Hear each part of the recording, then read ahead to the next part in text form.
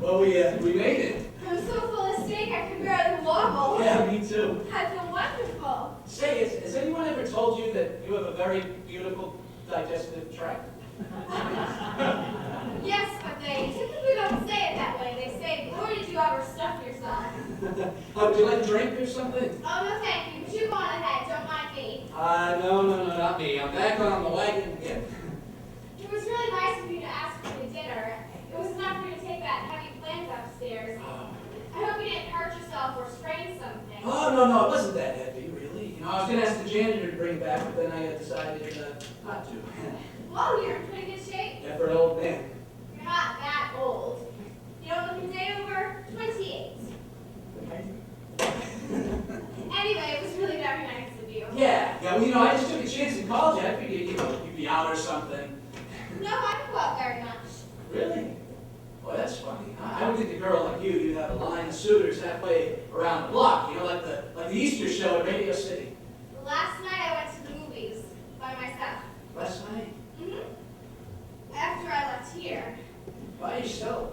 Well, you must have a boyfriend or something. No, I don't go out with most people who ask me.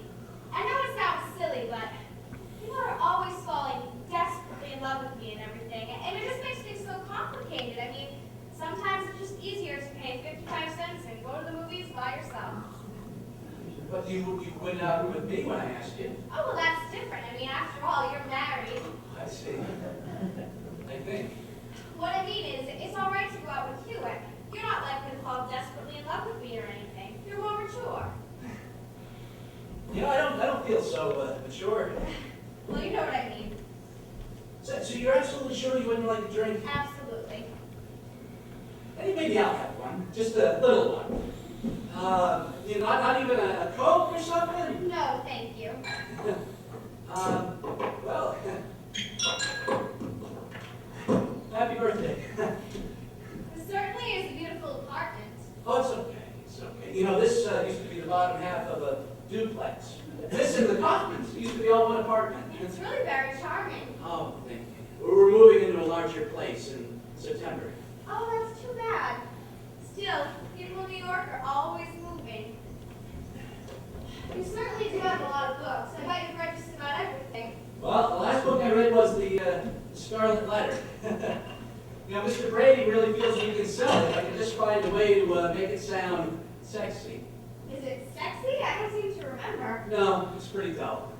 In fact, people are going to want their quarters back. But Mr. Brady feels we can sell it if I can just figure out a way to tell people what the Scarlet Letter is. Well, what is it? Oh, the Scarlet Letter is a big red A for adultery. And anyone who's convicted of adultery has to wear it. Oh, how awful. Yeah. The cover is going to be a picture of a Hester Prynne with a long cigarette hanging out of her mouth. And she'll be in a real tight, low-cut dress, The only trouble is, if the dress is cut low enough to actually sell copies, there won't be any room for a red letter. The publishing business sounds fascinating. Oh, yeah, it is. It's very, very fascinating. Well, it's getting late. I think I better go. Oh, no, it's really not that late. Oh, you're right. Maybe I will have that Coke now. Okay, well, let me. No, that's all right. I'll get it. Okay. That's what's so great about having your own apartment. When I left the club, you had to be in by 1 o'clock when they locked the doors. Wow, that sounds absolutely barbaric. Oh, it practically was. But it was so silly if you looked at the club anyway. All the girls were actresses, so naturally they were all going around asking each other what they called the big question. The big question? Mm-hmm. They all went around asking each other, would you sleep with a producer to get a part? That is a big question. But it was so silly if you lived at the club anyway. I used to tell the girls that producers don't even go to bed before 1 o'clock. So the entire thing was academic, if you see what I mean. But you'd be surprised how much time they spent discussing it. Yeah, well, I can see how they would take the matter in some importance. But they never discussed it in a practical way. I mean, when they asked me, I always said, is the producer handsome? How big is the part? Things like that. Practical things. But as long as I lived at the club for 8 months anyway, no producer ever mentioned the subject to any of the girls. Well, that must have been terribly disappointing for them. It was. Well, hey, what if the producer were very handsome, and it was a very, very good part, and you didn't have to be in at 1 o'clock, what would you do? Well, I don't know. If I were sure that he would fall desperately in love with me or want to marry me or anything. See, what's so bad about that? Well, that would ruin everything. That'd be worse than living at the club. I'd have to start being in at 1 o'clock again, and I mean, it's taken me 22 years to get my own apartment. It'd be pretty silly if the first thing I did was run off and get married and settle down. I mean, I need a few years to be independent first. You have no idea how exciting it is to live on your own after you've had someone practically running your life for as long as you can remember. I mean, you just can't imagine. Yes, I can. You know, you and I actually have quite a bit in common.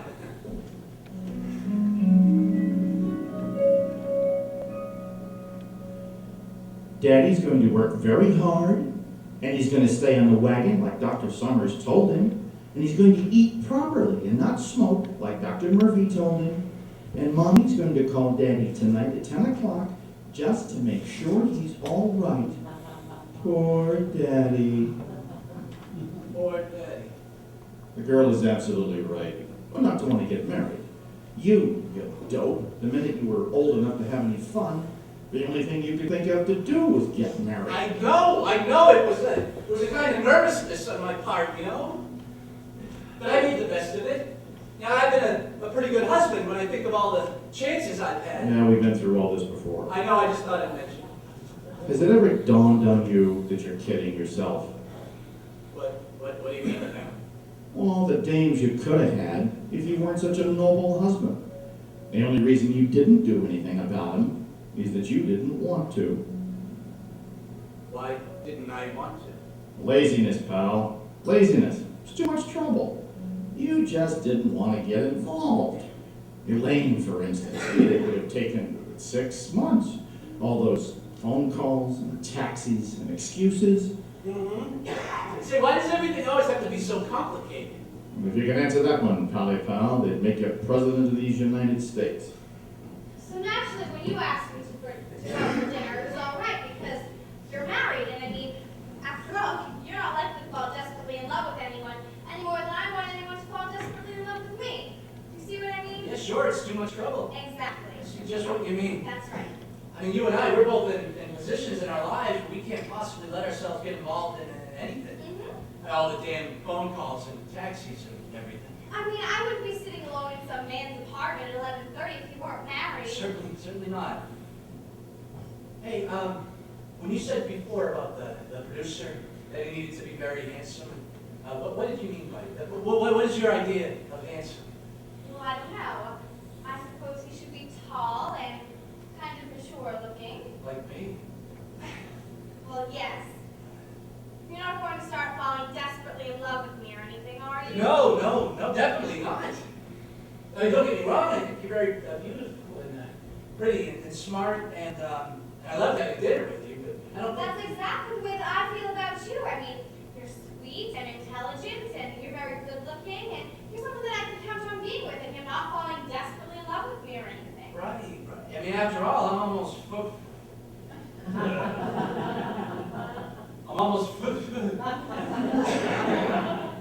I'm a lot older than you are, and one thing that I've learned is that nothing in life is ever as simple as you think it's going to be, you know? I mean, you take the simplest damn thing, and one way or another, it always gets loused up. You're absolutely right. I don't know how it happens or why it happens, but it always happens. Well, what do you think? What do you mean, I mean, I don't know. That's ridiculous. What is there not to know? He certainly is nice, and he's mature without being, decrepit or anything. He certainly is very well preserved. He's sweet, and intelligent, and married. What more do you want? I don't know. You're the one who wants to be the big deal woman of the world. It's all your idea. What's the matter with you anyway? It's not as though you're some kind of virginal creature or something. Oh, shut up. You make it sound so clinical, and besides, you can't count Jerry. What do you mean we can't count Jerry? I mean, it was and then he got all hysterical and he wanted to marry me and everything. It counts. I mean, you can understand a woman wanting to learn something about life before she runs off